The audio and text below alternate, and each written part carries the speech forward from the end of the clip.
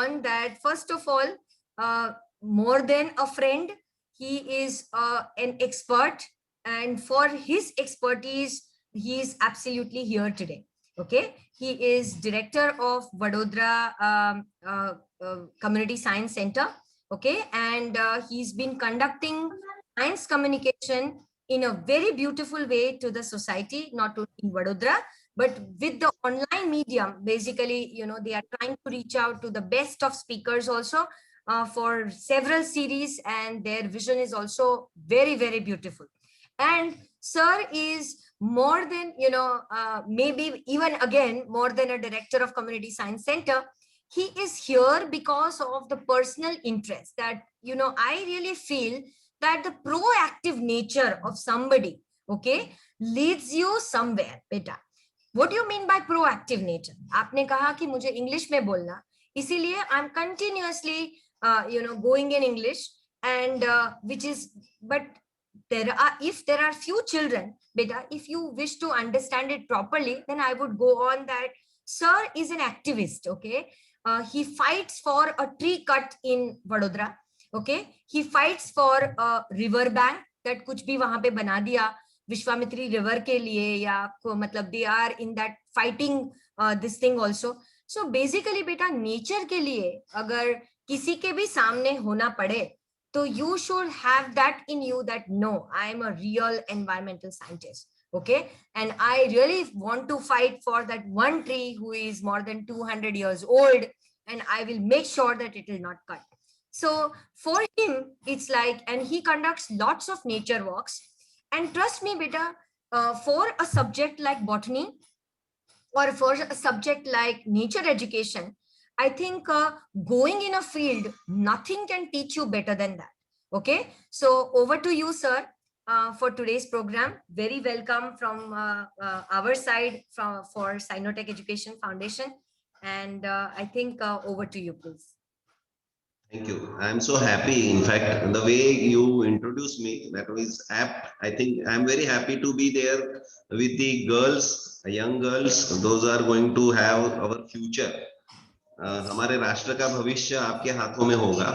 तो मैं बहुत उम्मीद लेकर बच्चों के साथ हमेशा बात करता हूँ. Yes. Yes, what please. Is your... Oh, I'm so sorry, beta. I thought, yes, beta, he is Dr. Jitendra Gavli. Okay, beta, we will be getting all the beautiful material also from our side. That whom were you talking to? What were they talking about? Okay, so don't worry. You will be getting everything, beta. Huh? Thank you very much. Okay, sir. So actually, thank you very much, ma'am. This is very nice program that you are conducting. And I am very happy. मैं बहुत खुश हूँ आज मैं आपके साथ हूँ. खास कर यंग बच्चे जब होते हैं, छोटे बच्चे, उनके साथ हमारे विचारों को शेयर करना और उनकी तरफ से भी क्वेश्चन को आंसर मतलब दे पाना, या तो आंसर ढूंढना उन क्वेश्चन के लिए, वो बहुत बड़ी जिम्मेदारी मैं समझता हूँ और मैं इसको बहुत सीरियसली लेता हूँ. अगर कोई बूढ़ा आदमी मुझे कभी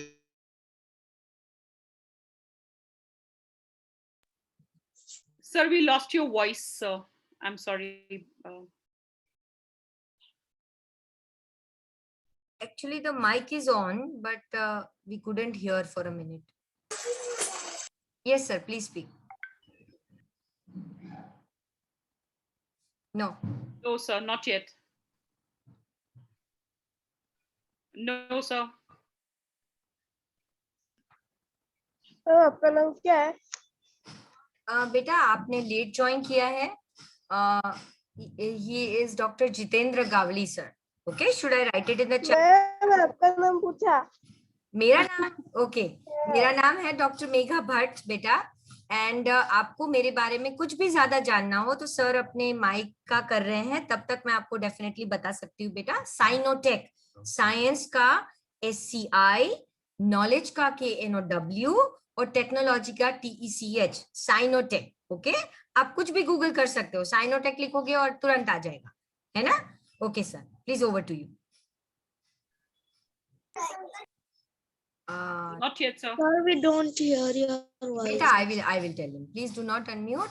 Thank you. Sir, you can do one thing. You can just log out and probably log in back again. That will solve the problem.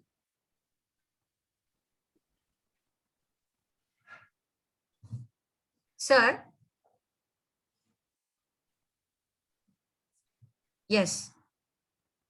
No. So, beta, sir, can you please log out and log in one more time?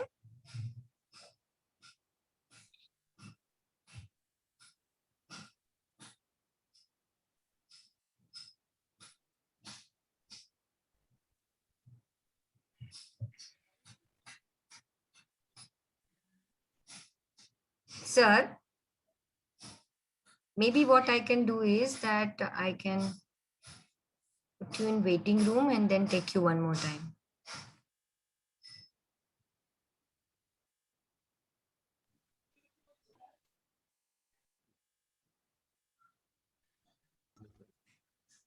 Yes, sir. Hello या ma'am आवाज आ रही है ना ma'am हाँ हाँ yes Yeah. sir yes या just a minute ma'am हाँ sure all right no worries it is absolutely coming huh that is I know that I will definitely what I will do is that I will just put you in a waiting room and take you in so I think that solves the problem ma'am share screen आपको enable करना पड़ेगा yes please या I've already done it yeah okay thank you ma'am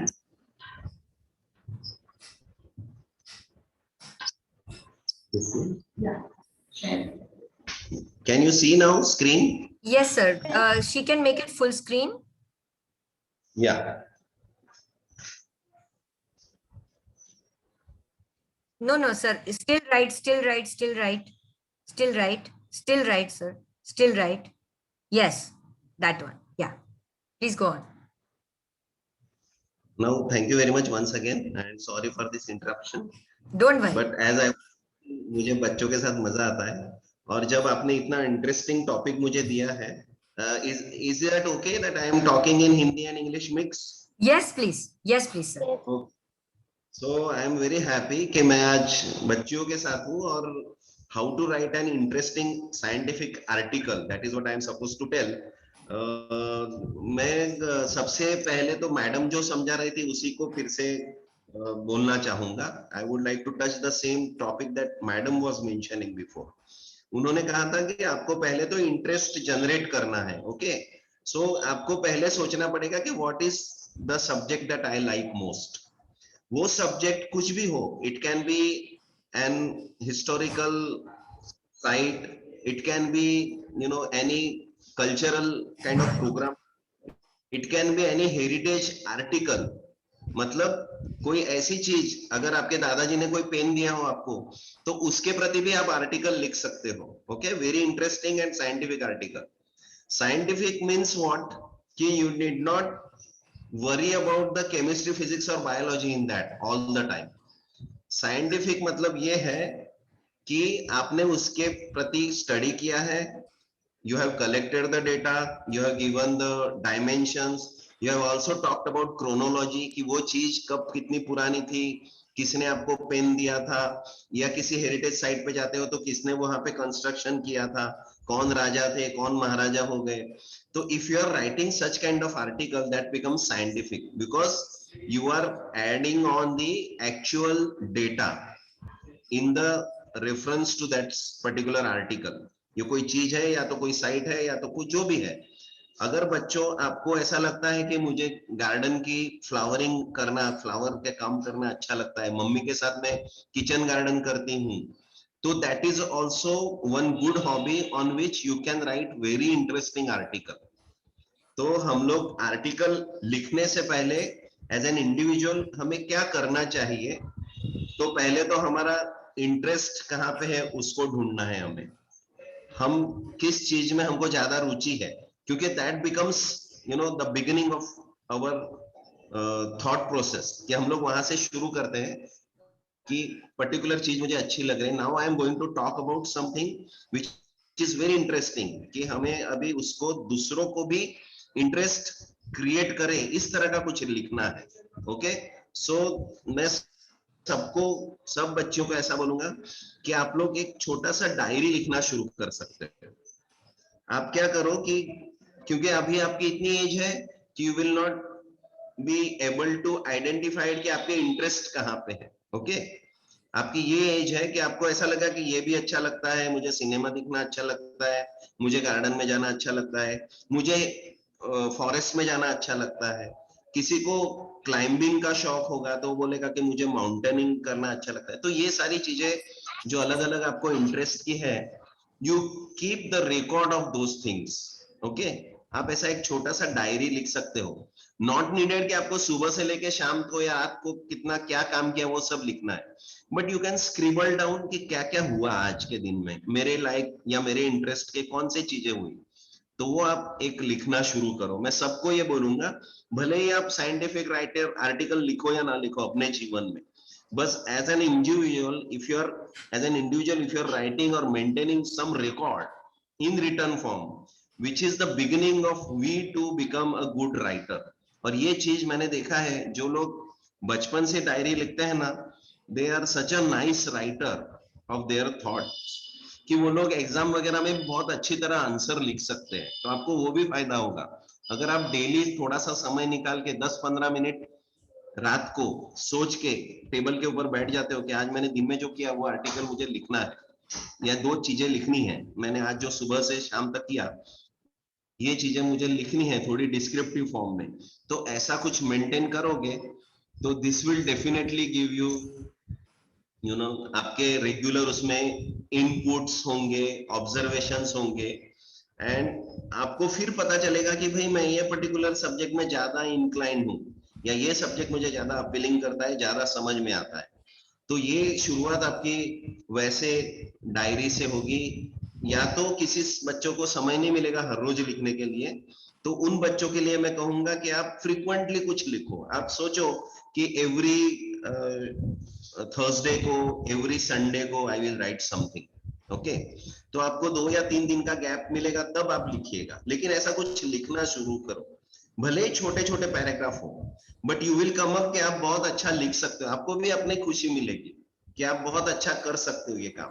फिर उस लिखाई में आप you can add on some drawing if you are good at, ऐसा भी कर सकते हो, उसको अपने डायरी को या अपने राइटअप को सुंदर बना सकते हो। You can draw butterfly and right the story of the butterfly that you have seen in the morning.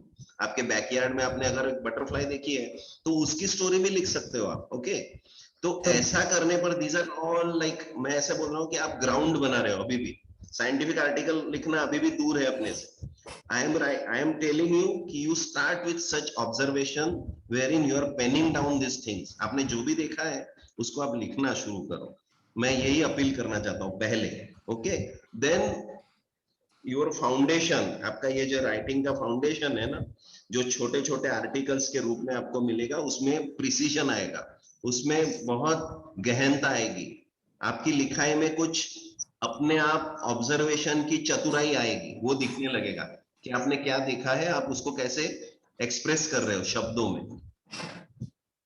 फिर वो आपके किसी इंटरेस्टिंग टॉपिक का रिसोर्स या सोर्स बन सकते हैं। ओके, मतलब क्या होता है, हमारी 2 टाइप की चीजें हम हमेशा देखते हैं। एक तो चीज हम लोग जो देखते हैं वो हम लोग हमारे भीतर समा लेते हैं, हम उसको we try to understand that। okay, we use our brain, we use our memory, we use all our कान, नाक, हाथ, you know, सारी की सारी चीजें हमको जो इंद्रिय मिली है, all senses we are using to understand one particular phenomenon जो हमारे आसपास हो रहा है। now you take one thing that you are understanding inside, and then the writing part is you are putting for the world।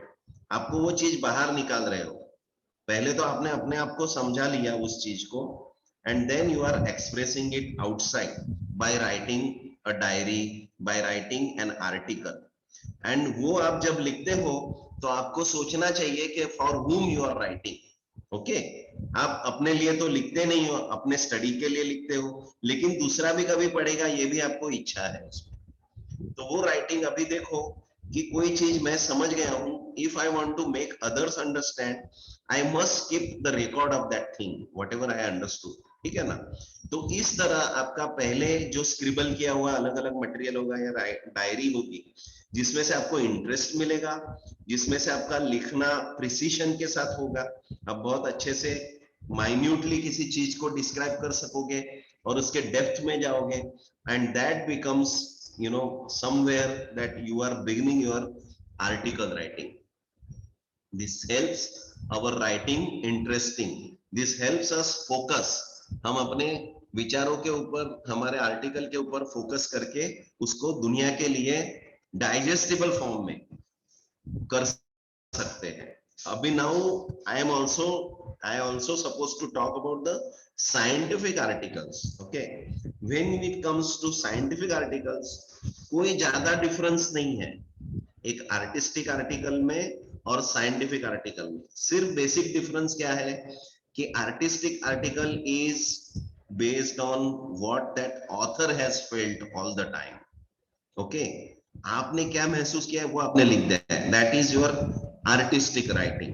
But when you compare that observation with some numerical data, आप जब वो करते हो तो it becomes scientific article. आप जब देखते हो कि आज बहुत गर्मी है, तो ये तो कोई भी लिख सकता है कि आज बहुत गर्मी है, पसीने छूट गए, सारे के सारे बच्चे हैरान हो गए, ऐसा कुछ कविता लिख सकते हो. बट व्हेन यू से व्हाई दैट गर्मी इज, आप जब ढूंढते हो, उसका रीजनिंग करते हो और उसके लिए डेटा डालते हो कि आज टेम्परेचर 42 था डिग्री, ह्यूमिडिटी भी कुछ फिर भी कम नहीं थी, इसलिए मुझे बहुत सफोकेशन हो रहा था, हमें बहुत गर्मी हो रही थी. इस तरह का आप जब डेटा के साथ बात करते हो तो your article becomes interesting scientific article. Okay, अब जब आप सोचते हो कि आर्टिकल को मुझे ज्यादा सुंदर करना है, तो उसमें एक टाइटल हो सकता है और दूसरे सब टाइटल भी आपके आर्टिकल में आ सकते हैं.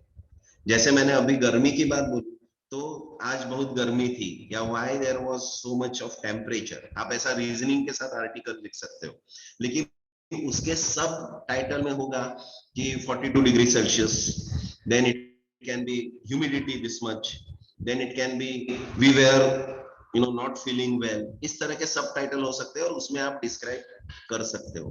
But these things always should follow chronological order. Article जो भी साइंटिफिक आर्टिकल होते हैं उसमें हमेशा क्रोनोलॉजी बहुत जरूरी होती है. तो ये भी आपको सोचना पड़ेगा कि मैं पहले किस पॉइंट को लिखूं, दूसरे किस पॉइंट को लिखूं. वो तभी पॉसिबल होगा जब आप पहले डायरी जैसा कुछ लिखना शुरू करोगे. Okay, so straight you cannot jump on writing scientific articles. No, you need to start with somewhere in arts. Okay, जो भी हमारी चीजें होती है, ये ऑब्जर्वेशन होता है या हमारी फीलिंग्स होती है, जो हमारे सेंसेस की फीलिंग्स है, हम चीजें जो महसूस करते हैं वो पहले कहीं पे आर्ट से हमारी शुरू होती है, हमारा एक्सप्रेशन आर्ट से शुरू होता है. बट हमारा जो अल्टीमेट पॉइंट है, हमें कहाँ पहुंचना है, तो साइंस की ओर जाना है, उसके अंदर फैक्ट ढूंढना है, उसका रीजनिंग करना है. तो slowly from the art point of view we travel towards science, and this is how the beauty of these two subjects or two streams are. हमको ये सोचना पड़ेगा कि हम लोग बहुत ही एक छोटी सी चीज को अच्छे से ऑब्जर्व करके उसके अंदर कुछ डेटा डाल के फिर उसको साइंटिफिक आर्टिकल के हिसाब से लोगों के लिए रख सकते हैं. तो ऐसा हमको सीखना पड़ेगा. ये चीज आपको ध्यान में रखनी पड़ेगी कि आर्टिकल का एक तो टाइटल होगा, it may have, may not have, हो भी सकता है, नहीं भी हो सकता है, सब titles. Okay, depending on what you want to write. अगर आपका आर्टिकल छोटा सा है, एक छोटा सा ऑब्जर्वेशन है, तो you need not go for सब टाइटल्स. इवन आप सिर्फ टाइटल लिखो, और टाइटल उसका कैसा हो, तो it should be, it can be a single word even, लेकिन ऐसा शब्द होना चाहिए कि जो बहुत आपकी स्टोरी में मायने रखता हो. उस शब्द के इर्द गिर्द your story is around that word. The essence of that word is so important. आपके आर्टिकल का अगर एक शब्द होगा, बटरफ्लाइज, या बटरफ्लाइज इन अहमदाबाद, या बटरफ्लाइज इन काकरिया लेक, या ऐसा कुछ, इस तरह का कोई भी आपका ऑब्जर्वेशन आप बहुत interestingly along with the data you can write, but only the thing is कि title should be very catchy, it should be indicative of what your article is. आपका article किस बेस पे है, वो आपको क्या करेगा, रीडर को हमेशा क्यूरियस रखेगा कि यार ये क्या है, आर्टिकल में क्या है, मुझे पढ़ना पड़ेगा, ऐसा क्या लिखा होगा, इस लड़की ने ऐसा क्या लिखा है। तो ये चीज होनी चाहिए रीडर को, तब जाके आपका आर्टिकल बहुत इंटरेस्टिंग हो सकता है। So giving title itself is very very very important for any article, okay, which is going to generate the curiosity, interest of the reader, so that throughout article में उसको boring नहीं लगेगा, वो पहले से क्यूरियस है कि आगे क्या होगा, आगे क्या होगा, आगे क्या होगा। तो इस तरह आपके जो सबटाइटल है उसमें भी मैं कहूंगा कि उसमें भी एक बिगिनिंग होगी और एक एंड होगा, और एंड ऐसा होगा कि जो उसके नेक्स्ट वाले सबटाइटल को जोड़ता होगा। So you are writing in chronology, so whenever we are writing any article, it can have from the beginning to the end एक अक्खा पूरा स्टोरी टेलिंग जैसा होना चाहिए, ओके। योर स्टोरी और that article should be interesting enough कि पूरा का पूरा पढ़ने पर ही किसी रीडर को चैन आना चाहिए। अभी उसको चैन कब आएगा, if the reader is scientific brain, definitely he will look for the numerical values, कि उसमें सच्चाई कितनी है वो ढूंढना चाहेगा, तो वो भी सेटिस्फाई करना है आपको। एक आर्टिस्टिक ब्रेन को भी आपको सेटिस्फाई करना है, उसको इंटरेस्टिंग लिखना भी है, लेकिन साथ साथ उसका एसेंस या उसके सच्चाई है, उसका ट्रुथ है, वो खो नहीं जाना चाहिए। सो ये दो चीजों को बैलेंस करके आपको आर्टिकल शुरुआत से लेके एंड तक आगे बढ़ाना होगा। टाइटल कभी कभी ऐसा भी हो सकता है कि बिल्कुल उस आर्टिकल का शब्द ही ना हो, लेकिन एकदम ऑड हो लेकिन it is the projecting that what hypothesis you are putting into. आपके आर्टिकल के जो कंक्लूजन है उसको कहीं पे दूसरे शब्दों में रख सकते हो, वैसा भी आर्टिकल हो सकता है कि बिल्कुल शब्द ही नहीं है, वो शब्द ही नहीं, जहां पे आर्टिकल के टाइटल में शब्द है वो पूरे आर्टिकल में नहीं हो, लेकिन दैट सेंटेंस और the title of the article indicates what is essential story in your scientific article. आपके आर्टिकल में या स्टोरी में क्या चीज है, तो वो कहीं पे वो कंक्लूजन कर रहा हो, ऐसा भी आर्टिकल हो सकता है। मैंने जैसे बोला कि स्टोरी राइटिंग और article should follow the chronology, मतलब एक के बाद दूसरा इवेंट, दूसरे के बाद तीसरा इवेंट, और ये क्रोनोलॉजी का इंटरेस्ट हमेशा क्यूरियोसिटी में रहना चाहिए, रीडर को हमेशा इन्वॉल्व रखना चाहिए।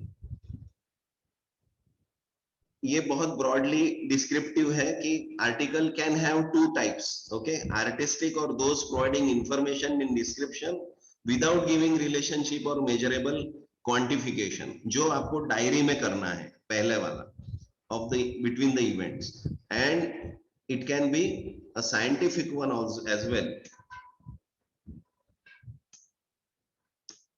आपका साइंटिफिक आर्टिकल भी हो सकता है जिसमें आप किसी पर्टिकुलर डेटा के साथ, किसी हाइपोथेसिस के साथ रीजनिंग कर रहे हो। सो पहले वाला स्क्रिबल किया हुआ आर्टिकल या जो भी आपका डायरी है वो अलग चीज है, and now we are touching to the scientific article wherein you are supposed to give an interesting title, you are also supposed to give, if it is possible, subtitles और keywords जिसको हम लोग बोलते हैं। फिर साइंटिफिक आर्टिकल में हमेशा abstract भी रहता है, if you are writing an journal, scientific journal, then you are also mentioning the abstract कि पूरे के पूरा एक्सपेरिमेंट हुआ या जो भी ऑब्जर्वेशन हुआ उसमें आपने क्या महसूस किया था, उसका एंड क्या हुआ, एंड प्रोडक्ट क्या है।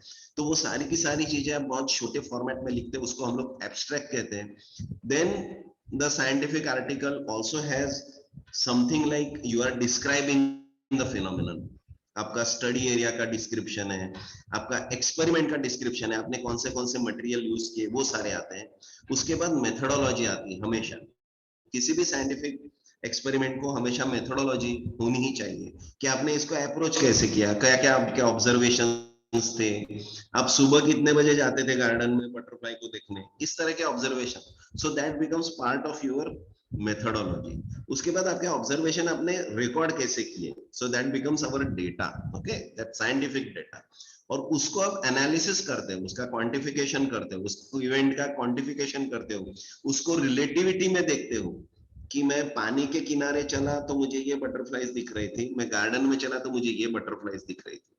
तो इस तरह का जो डिस्क्रिप्टिव क्रिएटिव ये जो है डिफरेंसेस है उनके रिलेटिव डिफरेंसेस, उसका आप कंपैरिजन करते हो, उसके क्वांटिफिकेशन करते हो कि पानी के किनारे मुझे 5 स्पीशीज मिले जबकि ग्रासेस में मुझे 15 स्पीशीज मिले, so how they are different, why they are different, how is their life, इस तरह की चीजें को आप जब पुट अप करते हो then it becomes your scientific article writing, okay.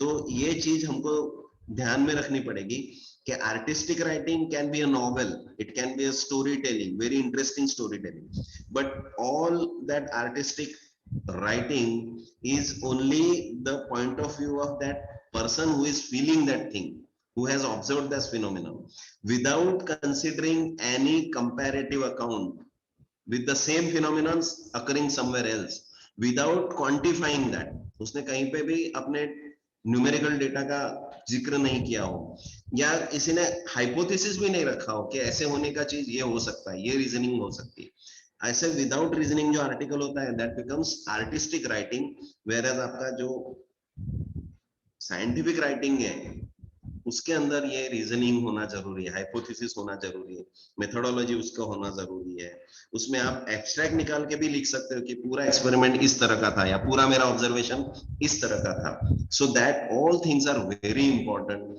You have data, उसके बाद आपका एनालिसिस पार्ट भी होता है, so those thing fall in your scientific article writing, okay, वो राइटिंग में कहीं पे आना चाहिए, लेकिन मैंने जैसे बोला कि उसको हमको आर्टिस्टिक पार्ट नहीं छोड़ना है, क्योंकि अवर टॉपिक मैं जो आज बोल रहा हूं वो क्रिएटिव साइंटिफिक इंफॉर्मेशन हमको क्रिएटिव वे से जब देनी होती है तो इंटरेस्ट हमेशा रखना चाहिए, हमारा जो भी पढ़ने वाले को रुचि रहनी चाहिए, the reader should have interest while reading your article and that is how it becomes creative scientific article.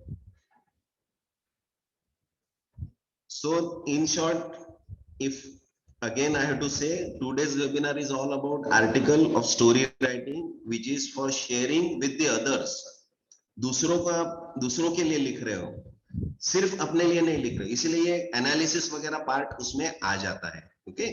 whenever we say scientific article we need to have some background study as well, हमको कोई reference भी होना चाहिए, अगर reference नहीं है तो खुद ने हमको डेटा इकट्ठा करके उसका कंपैरेटिव स्टडी करना चाहिए, so hence our writing should have careful mention of the events, इसीलिए मैं क्रोनोलॉजी की बात कर रहा हूं, and with thoughtfulness of the consequences, कि ऐसा होने पर क्या हो सकता है, मैं इसको सिंपल वैसे अगर कहना चाहूं तो ऐसा लिखो जो बार बार पढ़ने को अच्छा लगे, जिससे कुछ इंफॉर्मेशन मिले, कुछ इंस्पिरेशन या फिर सीख मिले पढ़ने वाले को, तो ये जब आप सोच के लिखते हो then it becomes your creative scientific article writing, ऐसा लिखो जो बार बार पढ़ने को अच्छा लगे, जिससे कुछ इंफॉर्मेशन मिले, कुछ इंस्पिरेशन या फिर सीख मिले उससे, ठीक है, उसमें से कुछ सीखने को मिले,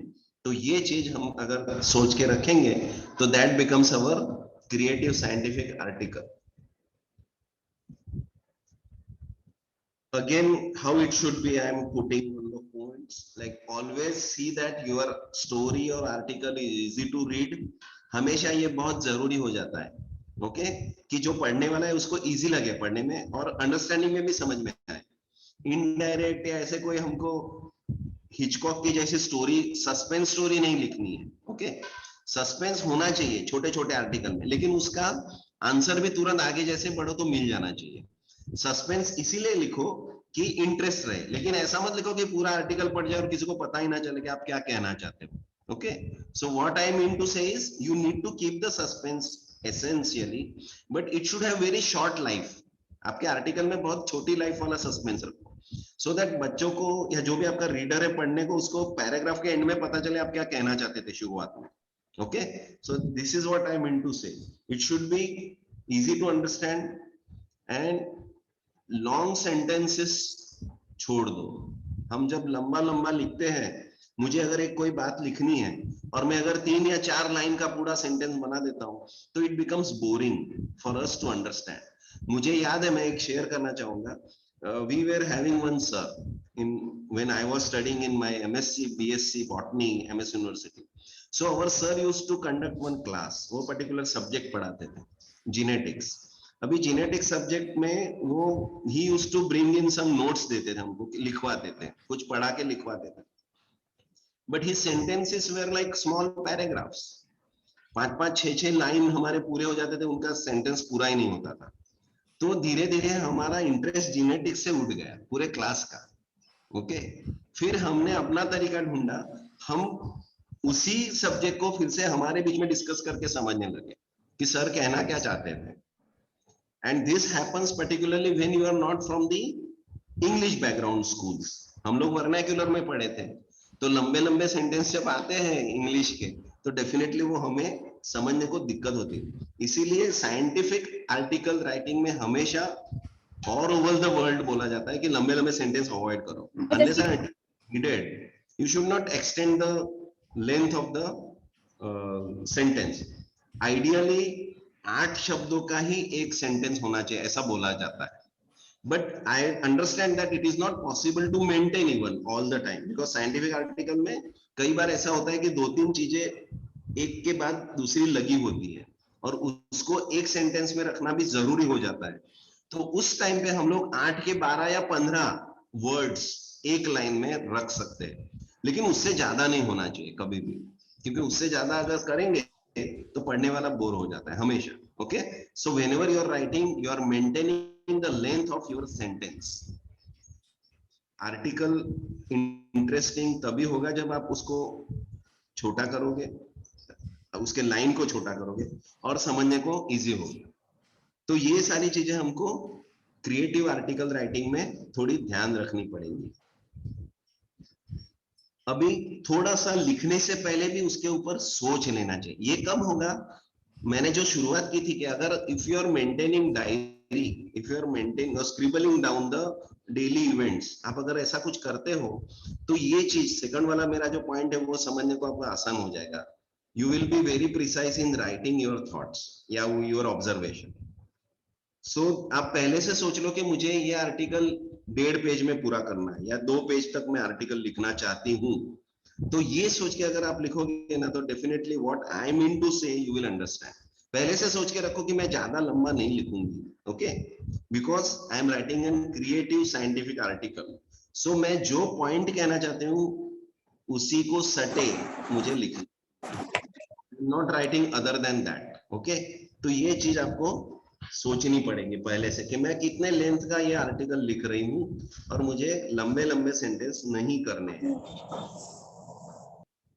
We should also think of our readers group कि मेरे रीडर कौन है. कई बार क्या होता है कि अगर मैं जैसे आज ये वेबिनार दे रहा हूं, तो मैंने आप मेरे जहन में, मेरे दिमाग में मैंने एक छवि बना के रखी है कि मैं छोटी बच्चियों को एड्रेस कर रहा हूं, तो मुझे आपके ही लेवल की बात करनी पड़ेगी. इस तरह हमेशा आर्टिकल मेरा कौन पढ़ने वाला है, किस जर्नल में जा रहा है, किस मैगजीन में जा रहा है, बच्चों का मैगजीन है या बड़े लोग भी पढ़ते हैं उस मैगजीन को, तो accordingly I should write my article. ठीक है, तो रीडर्स ग्रुप, जैसे मैंने सोचा है कि छोटे बच्चों को मैं एड्रेस कर रहा हूँ, तो मैं आपके लिए वैसी ही बात अब भी कर रहा हूँ. यही वेबिनार अगर मैं दूसरे साइंटिस्ट लोगों के बीच में अगर मैं प्रेजेंटेशन दे रहा होता, तो मेरा अलग अंदाज होता, मेरा बोलने का तरीका अलग होता. Okay, so these things we must understand that कि how to write creative and interesting article. We should also consider the readers. कौन है हमारे पढ़ने वाले लोग, कौन है इस आर्टिकल के. जैसे मैंने बोला कि it should have curiosity generating ends. Chapter अगर है तो कि चैप्टर के एंड में क्यूरियोसिटी जनरेट हो और दूसरे चैप्टर में उसका आंसर मिल जाए. ओके, तो इस तरह का यू आर क्रिएटिंग के एक के बाद दूसरा आर्टिकल या चैप्टर पढ़ने को भी रीडर को मजा आ जाए, ऐसे आर्टिकल होना चाहिए. Article also should be crystal clear, not confusing, कि हमको जो कहना है वही चीज कहे, उसको और लंबा लंबा करके लिखने की. या और हम लोग क्या करते हैं, कई बार हमारा आर्टिकल बहुत क्रिएटिव लगे, इस चक्कर में हम लोग साइंटिफिक एसेंस भूल जाते हैं और कुछ उसको इंटरेस्टिंग करने के चक्कर में उसमें पोएम डाल देते हैं, उसमें और कुछ कुछ चीजें डाल देते हैं, okay, which is not relevant many times. So हमको पहले से ही तय करना पड़ेगा कि हमारे आर्टिकल की लेंथ क्या होगी, उसका टाइटल क्या होगा। हम लोग अगर सब टाइटल में लिखना चाहते हैं तो आर्टिकल कितना लंबा हो सकता है, और वो सब टाइटल क्या होने चाहिए। तो ये सारी चीजें हमको पहले से नक्की, ऐसे मनोमन नक्की करके लिखना पड़ेगा। और मैं तो ये भी कहूंगा बच्चों की आर्टिकल ये ऐसे होते हैं कि कई बार लिखने पड़ते हैं एक ही एक आर्टिकल, तब जाके वो फाइनल वर्जन अच्छा लगता है। हम लोग जो रिसर्च करते हैं उनको पता है, साइंटिफिक पेपर हम लोग जब लिखते हैं तब हमको एक पेपर कई बार लिखना पड़ता है। जिन्होंने थीसिस लिखे हैं, डेजर्टेशन लिखे हैं, उनको भी ये पता है। हायर स्टडीज में आप बच्चियां जाओगे तो आपको पता चलेगा, मतलब कंटाला नहीं होना चाहिए हमारे लिखने को। कई बार क्या होता है कि हम लोग सोचते हैं मैंने एक पेज लिख दिया, हमें तो मुझे मार्क्स मिलने ही चाहिए, ऐसा नहीं है। इसमें आर्टिकल लिखने में you need to give literally your sweat, आपको पसीना निकालना पड़ेगा, तब जाके वो आर्टिस्टिक, इंटरेस्टिंग, साइंटिफिकली इंपॉर्टेंट ऐसा आर्टिकल निकल के आएगा। वो क्रिस्टल क्लियर होना चाहिए, कंफ्यूजिंग नहीं होना चाहिए बिल्कुल।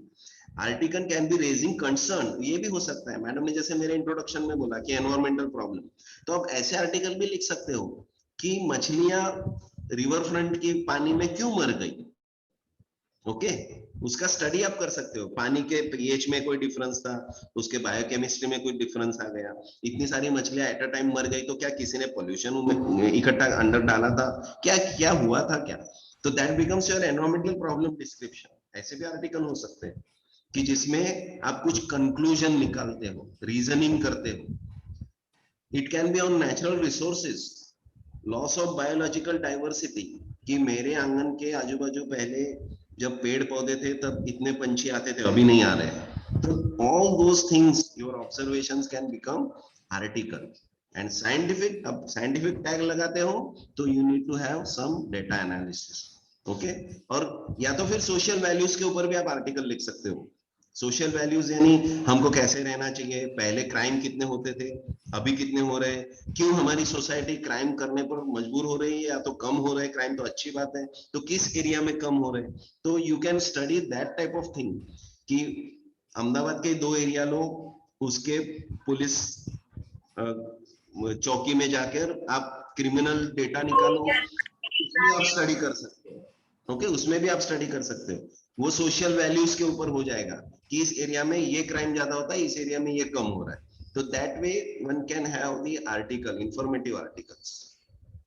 और it can be highly focused on close observation of a phenomenon. जैसे मैं बोल रहा था कि आप अपने आंगन में, आपके बैकयार्ड में जो चीजें हो रही है उसको ऑब्जर्व कर रहे हो। आपने शायद एक आर्टिकल ऐसा भी लिख सकते हो कि आपके यहाँ पे सनबर्ड आया, आपके आंगन में नींबू का पेड़ है और उसके ऊपर उसने नेस्टिंग बनाया। तो ये भी आप आर्टिकल लिख सकते हो, बहुत बढ़िया हो सकता है। और बच्चियों को ये सब आराम से मतलब आ जाएगा, ओके। या आपके दादी ने आपको कोई स्टोरी बताई हो तो that can also be your article, part of the article. I am just winding it up fast now. Yes. Article can be serious problem discussed in lighter way. ये बच्चों के लिए सीरियस प्रॉब्लम छोड़ देते हैं, लेकिन अच्छी चीजें ऑब्जर्वेशन वाली लिख सकते हो। It must be thought provoking, सोचने को मजबूर कर दे पढ़ने वाले को कि यार इसमें क्या बढ़िया लिखा है, ये मेरे को सोचना ही, मैं आज तक ये सोच ही नहीं पाया, ओके, तो मुझे ये सोचना पड़ेगा। It can B appealing also, पढ़ने वाले को लगना चाहिए नहीं नहीं इसमें ये जो अपील की है, ये बोला गया है, इसको बचाते हैं तो चलो बचाते हैं, इसको बोला गया इसको कम यूज करो तो चलो कम यूज करते हैं, क्योंकि ये बच्चे ने तो स्टडी करके बोला है हमको। It should also include scientific evidences, verified facts, and small conclusion होने चाहिए। Article can be a story of your own experiences, observation. It can be your own creativity based on others' experience also. Okay, वैसा भी हो सकता है कि दादी माँ ने आपके ऑब्जर्वेशन, उनके जो when she was young, उसने बताए थे, दादी माँ ने कुछ बोला था कि अरे पहला तो अपना साबरमती विस्तार में आવું થતું હતું, अथवा तो शाहीबाग में इतने पेड़ थे, इतनी ग्रीनरी थी, ऐसे ऐसे था, और अभी शाहीबाग देखो कैसे हो गए। तो इस तरह के भी ऑब्जर्वेशन आप आर्टिकल में लिख सकते हो। Only the thing is you need to have some evidence, some data which is justifying what you have written. And finally, it should be easily understood, interesting to the reader. It can be compilation of newspaper also. Like एक article ऐसा भी हो सकता है कि कोई एक event को न्यूज़पेपर किस तरह कवर कर रहे हैं, तो ये आपने इकट्ठा किया और आपके कंसाइज फॉर्मेट में उसने क्रोनोलॉजी के ऑर्डर में आपने उसको आर्टिकल बना दिया। तो ऐसा भी हो सकता है।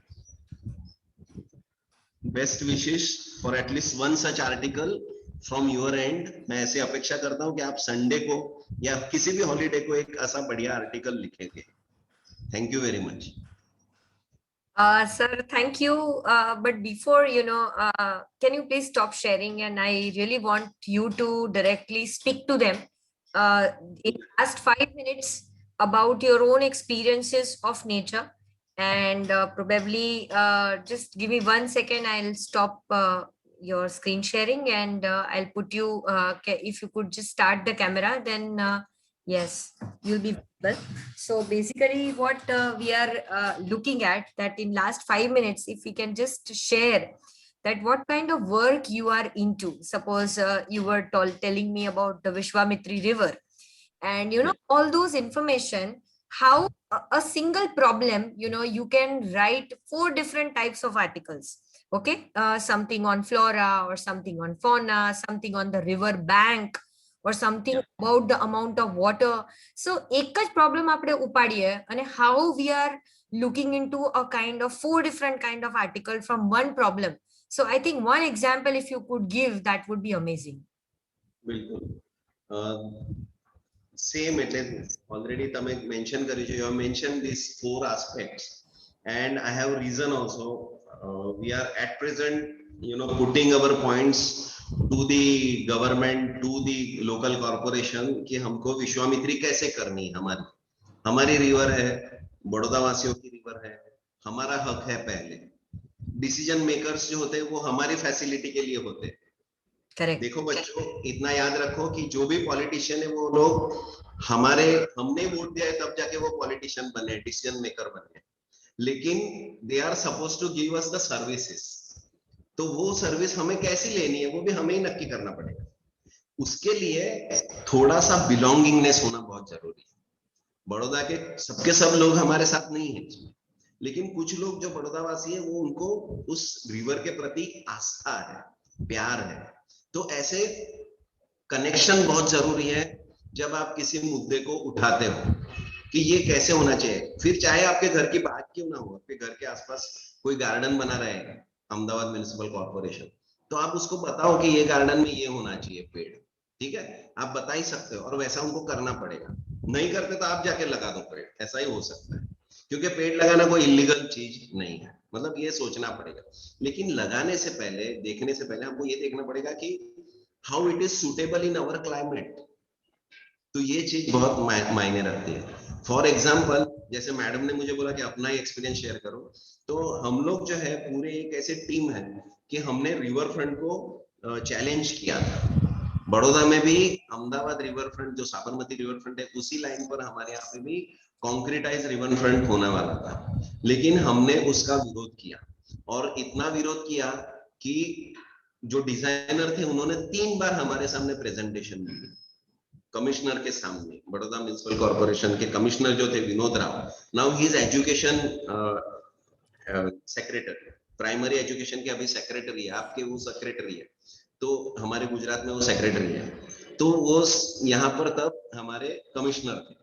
तो विनोद राव साहब को भी पता चला अल्टीमेटली कि हम लोग क्या कहना चाहते हैं, हम लोग क्यों विरोध कर रहे हैं। ओके, तो ये चीज ऐसे होती है कि इसमें आपको टेक्निकलिटी ढूंढनी पड़ेगी। एट प्रेजेंट में अगर बोलूं तो अभी भी एक जेसीबी का काम कॉर्पोरेशन ने शुरू कर दिया, और सेम जो डिजाइन कैंसिल हुई थी उसी लाइन पे उन्होंने फिर से खुदाई चालू कर दी। तो हमने फिर से वाइल्ड लाइफ प्रोटेक्शन एक्ट, क्योंकि हमारे विश्वामित्री नदी में 2 अलग शेड्यूल 1 स्पीशीज के कछुए हैं, शेड्यूल 1 स्पीशीज का मगर है, तो 3 तो शेड्यूल 1 एनिमल है। फिर हमारी आर्ग्यूमेंट यही है कि अगर आप अभी किसी फॉरेस्ट या प्रोटेक्टेड फॉरेस्ट एरिया में जाते हो तो आपको एंट्री नहीं है, 4 महीने बंद होता है बारिश के दिनों में, तो हाउ कम आपने अभी उनके हैबिटेट में जाके जेसीबी चलाना शुरू कर दिया। तो वाइल्ड लाइफ प्रोटेक्शन एक्ट के खिलाफ भी आपने पूरा मतलब गैर कानूनी काम कर दिया है कॉर्पोरेशन ने खुद में, इसलिए हम उसको स्टॉप करना चाहते हैं। लेकिन हमारी ऐसी कोई वो नहीं है इच्छा कि हम लोग जाके तोड़फोड़ करे या हिंस बन जाए, उनकी चाबियां निकाल ले जेसीबी की, बंद करवा दे मोटर, ऐसा नहीं किया। हम उसको कायदे के हिसाब से अपोज कर रहे हैं, उसको हमारा जो वाइल्ड लाइफ प्रोटेक्शन एक्ट है उससे अपोज कर रहे हैं। Similarly they have also removed the vegetation. Now हमारा पॉइंट जो है बारिश का पानी का ये इनको व्यवस्था करना था, इसलिए उन्होंने जितनी प्लास्टिक निकालने के लिए पेड़ पौधे निकाल दिए।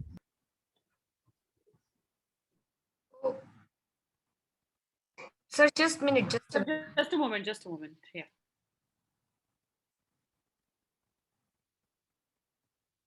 Yes, Tejal Ben, please do it. I can't see him actually. Your voice is not coming. 1 minute, beta. He's doing it. Hello. Yes, sir. Please say. Okay. Now the thing is कि our concern was to remove that debris, solid waste dumping. वो नहीं हटा के आप vegetation हटा रहे हो। जो अभी के सीजन में बहुत सारे इंसेक्ट को हैबिटेट देते हैं, रीजनरेशन में काम आता है। क्रोकोडाइल का भी अभी बच्चे तो बड़े हो गए लेकिन अभी भी डेन में आते हैं। नाउ वेरेवर दे हैव एक्सकैवेटेड, पूरा मिट्टी निकाल दिया उन्होंने, तो वहां पे तो कितने सारे डेन उनके डिस्ट्रॉय हो गए। अभी क्या है, बच्चे भाग जाते हैं पानी के अंदर, कोई भी गाड़ी के नीचे दब नहीं जाएगा, मतलब every crocodile is been seen, there is no harm, वो मरे ही नहीं है, लेकिन उनके हैबिटेट में तो आपने बिगाड़ कर दिया। तो हमारा ये सारा मुद्दा है। इसी मुद्दे को लेकर हम लोग कॉर्पोरेशन में गए, हमने फिर से वार्निंग दिया, मेयर को वार्निंग दिया कि आपको लेटर आएगा, आपको जवाब देना पड़ेगा। और प्रेजेंटली अभी सिचुएशन ऐसा है कि सेंट्रल पोल्यूशन कंट्रोल बोर्ड ने गुजरात पोल्यूशन कंट्रोल बोर्ड को बोला है कि कॉर्पोरेशन को जाके रोके, उनको पूछे ये क्या प्लान है और इन लोगों को बताए कि आप क्या करना चाहते हैं उसमें, क्योंकि ये सारे एक्सपर्ट मौजूद है। हम लोग हमारी एक्सपर्टीज फ्री में देने को भी तैयार है कॉर्पोरेशन को, लेकिन कॉर्पोरेशन के कुछ उल्टे प्लान है, उनको वो रिवर फ्रंट करना ही है, इसलिए हमारी स्ट्रगल चल रही है। Okay, so thank you so much, sir. And I think children, see what we understood from the last part, तुम लोगों के लिए बेटा, कि हमने क्या सुना कि विश्वामित्री रिवर पे के ऊपर जो भी मतलब जैसे अपना अहमदाबाद का रिवर फ्रंट बन रहा है, तो आपको एग्जैक्टली पता है कि वैसे ही बेटा विश्वामित्री पे अगर कुछ भी अगर होगा रिवर पे तो कितने लोगों को उसका नुकसान होगा, क्या क्या अलग अलग सेक्टर्स में, मतलब कितने प्लांट्स को हटा दिया, कितने एनिमल्स को पानी के का फ्लो अगर कम हो गया तो कितने एनिमल्स के लिए उनका होम जला गया। So there are so many problems you can identify from one problem to write an article, correct? So that is what sir was trying to explain you, that as you talk about the scientific methodology for writing a scientific article, the very important thing is to understand the problem first. So when you understand the problem, you can take out the subtopics that, okay, these are all subtopics which are involved with my basic problem. So do I want to write on biodiversity? Do I want to write on only quantity of water? Do I want to write on only quality of water? pH change हुआ, किसी ने pollution किया, so all that aspect is totally different. So ऐसे ही बेटा एक example से, ये तो एक example था, वैसे अपने आजू बाजू जितने भी problems चल रहे हैं बेटा, वो problems को अगर हम सब types देख के सब प्रॉब्लम्स आइडेंटिफाई करें और अकॉर्डिंगली हम छोटा सा लिखे, तुम्हारे इंटरेस्ट पे लिखो. So I think sir it was a very very insightful and informative session from your side. I think thank you very much from Sinotech Education Foundation with folded hands. I thank you for being with us. Thank you. And I hope all the girls, you know, all my children would be benefited by this particular lecture. And we are so much in time, going in time. Next guest is already there. So I think, thank you, sir. Thank you, for being with us. All right. Binita ma'am, are you there? Hi, everyone. Yes, I'm here. All right. So let me put you on a spotlight and let me introduce our next speaker. All right. So let me just give me 1 second.